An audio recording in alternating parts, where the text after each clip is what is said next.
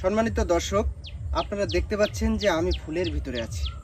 আসলে এটা আপনারা যারা প্রথমে দেখবেন হয়তো ভাববেন এটা নাইট কুইন ফুল, কিন্তু আসলে প্রকৃতপক্ষে সেটা নয়। এটা হচ্ছে ড্রাগন ফুল। এই ড্রাগন ফুলের বিশেষত্ব হচ্ছে এই ড্রাগন ফুল রাতে ফোটে, আবার সূর্যের আলো ওঠার আগেই বুঝে যায়। এই ড্রাগনটা মূলত চায়নাতে উৎপত্তি হয়েছিল, চায়নাতে পিতেয়ানো নামে পরিচিত। এছাড়াও ভিয়েতনাম, থাইল্যান্ড, মালয়েশিয়াতে কিন্তু ড্রাগনের ব্যাপক চাহিদা রয়েছে। কিন্তু সম্প্রতি বাংলাদেশের কৃষকরা, কৃষিপ্রধান বাংলাদেশের যে ব্যাপকভাবে সফলতা দেখিয়েছে চাষে। আমি যে বাগানটায় দাঁড়িয়ে আছি এটা যশোরের ঝিকরগাছা উপজেলার বল্লা গ্রামের আয়ুব হোসেনের ড্রাগন বাগান। তিনি এখানে 10 বিঘা জমিতে এখানে তিনি ড্রাগন চাষ করেছেন। আজকে আমি আপনাদের সাথে শেয়ার করব এই ড্রাগন ক্ষেতের আদ্যপাত্য। যে কারণে আপনারা যদি ড্রাগন ক্ষেত সম্পর্কে টোটাল বিস্তারিত জানতে চান তাহলে অবশ্যই আমার ভিডিওটি শেষ পর্যন্ত দেখবেন।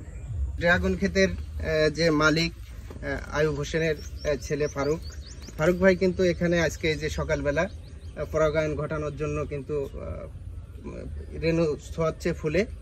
তো আমরা কথা বলবো ফারুক ভাইয়ের সাথে। ভাই চলেন কাজ করি। আর তো ফারুক ভাই, ড্রাগন এই বাগানটা লাগানো কত সালে বা কতদিন আগে? এটা আমার লাগানি 3 বছর আগে। 3 বছর আগে। 3 বছর আগে আনুমানিক আপনি এখানে কত চারা রোপণ করছিলেন? আনুমানিক 15,000 মতন। 15,000। আসলে এই যে 15,000 চারা রোপণের ফল আসতে কতদিন সময় লাগছিল, কত বছর মতো? 1.5 থেকে 2 বছর। 2 বছরের মাথায় আমি পুরো ফল পাইছি।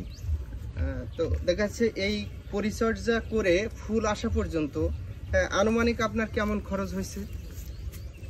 আনুমানিক 25 থেকে 30 লাখ টাকা। 25 থেকে 30 লাখ।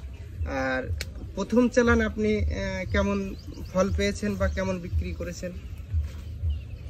প্রথমে সেভাবে বাণিজ্যিক ভাবে তো হয় নাই। প্রথমে ওই অল্প কিছু বেচছিলাম, জন চালানের মতন। ওই 3 থেকে 3.5 লাখ টাকা মতন বেচছিলাম। 3 থেকে 3.5। কিন্তু এবার তো আমরা দেখছি প্রচুর ফুল এসছে, একেবারে সারা বাগান তো সাদা সাদা। জি। তো আমাদের ধারণা বা আমরা ধারণা করছি ব্যাপক ফলন আসবে। সেই ক্ষেত্রে আপনার কেমন ধরনের আশা করছেন যে কেমন ধরনের ড্রাগন উৎপাদন হতে পারে এবং কেমন বিক্রি করতে পারেন? এইবার লাভের আশঙ্কা করছি। এইবারটা যেভাবে ফুল ফল এসছে, ফলন হয়েছে, সেভাবে মনে হয় লাভ হওয়ার আশঙ্কা আছে। খরচ উঠে যেও। আচ্ছা, এই বাগানটা কত বছর স্থায়ী থাকে? এই 15-20 বছর থাকে। 20 বছর থাকে। 15-20 বছর? জি। তাহলে তো আলহামদুলিল্লাহ খুব সোহাগী ফুল আর কি এগুলো, বা সোহাগী বাগান। তো আপনি কি এর আগে বিদেশ গেছিলেন বা বিদেশ যাওয়ার ইচ্ছা পোষণ করছিলেন, সেগুলো ক্যান্সেল করে এটা করছেন কিনা, এরকম কোনো?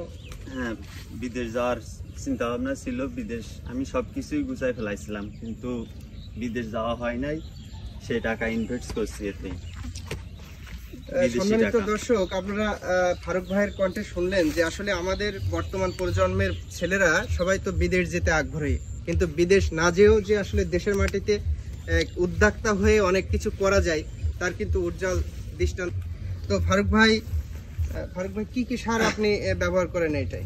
এতে রাসায়নিক সার হিসাবে ওই ঢ্যাপ, টিএসপি, পটাশ, ইউরিয়া, আর জৈবিক সার হিসাবে আপনার ব্যবহার করা হয় জৈব সার, যেটা আমরা চিনি গোবর সার ব্যবহার করা হয়।